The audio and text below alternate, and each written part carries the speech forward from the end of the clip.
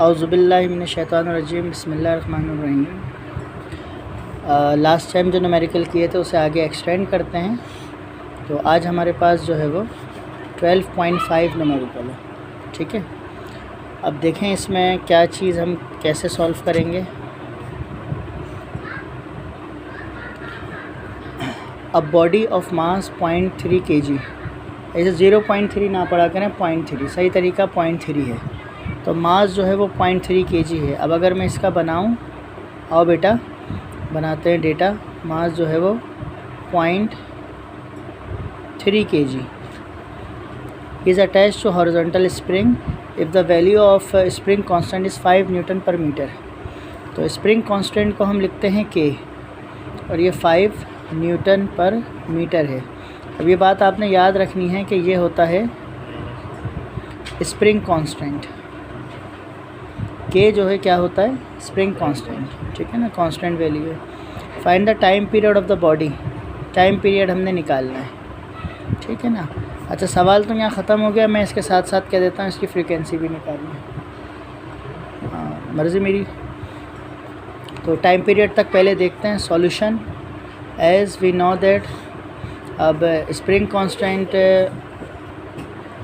अब ये time period of spring लिखा हुआ था, तो स्प्रिंग का टाइम पीरियड का फार्मूला है 2πm/k²। ये हमारे पास फार्मूला है।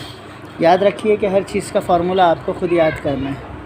तो t की वैल्यू, अब ये पाई है, पाई की वैल्यू जो है वो कांस्टेंट होती है 22/7, 3.142।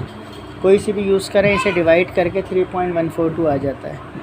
तो 2 पाई की वैल्यू 3.142 m/k। मास है हमारे पास 0.3 और k है हमारे पास 5। याद रखो।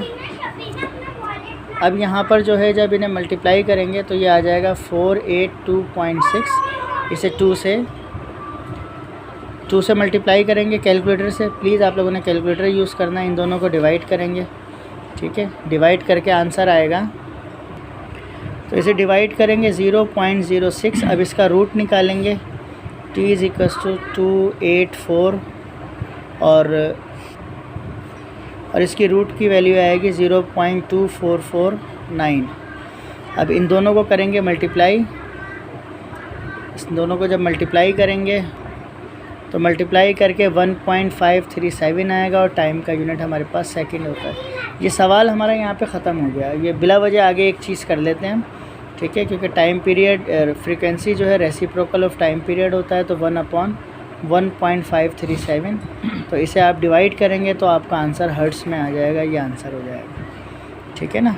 तो ये हमारे पास स्प्रिंग का क्वेश्चन पूरा हुआ। चले अब नेक्स्ट क्वेश्चन पे आते हैं 12.4 के ऊपर। ये सेम टॉपिक्स के हैं। Find the time period. Data में टाइम पीरियड हमने कैलकुलेट करना है। Simple pendulum whose length is 144 centimetre, ठीक है भाई। तो ये सवाल हमारा हो गया, find the time period of a pendulum, simple pendulum whose length is 144 centimetre. तो सबसे पहले तो हमने इसको सेंटीमीटर को कन्वर्ट करना है मीटर में। 100 से डिवाइड कर देंगे। तो 100 से जब हम डिवाइड करेंगे तो ये हमारे पास आ जाएगा 1.44 मीटर। याद रखिएगा, हम MK सिस्टम में काम करते हैं, सेंटीमीटर को मीटर में कन्वर्ट किया, ठीक है ना। अब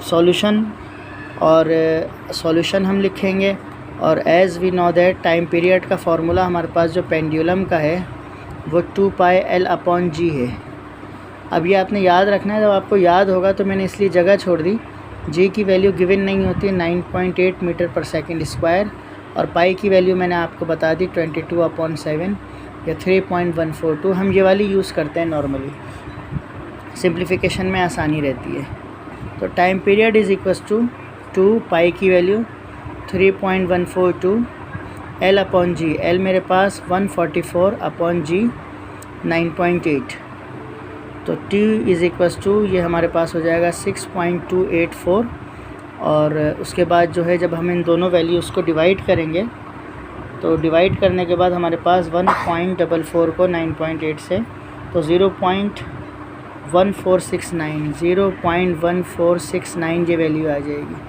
और जब इसे रूट से निकालेंगे, सब कुछ कैलकुलेटर से होगा, जब इसे रूट से हम निकालेंगे तो 3.833 और लास्ट में जब दोनों को आप मल्टीप्लाई करेंगे तो 2.41 सेकेंड्स, ये हमारे पास आंसर हो जाएगा। ठीक है, क्लियर? तो ज़्यादा टिपिकल चीज़ नहीं है। और एक और क्वेश्चन है हमारे पास इसके बाद, ये तो टाइम पीरियड है, अब उसकी लेंथ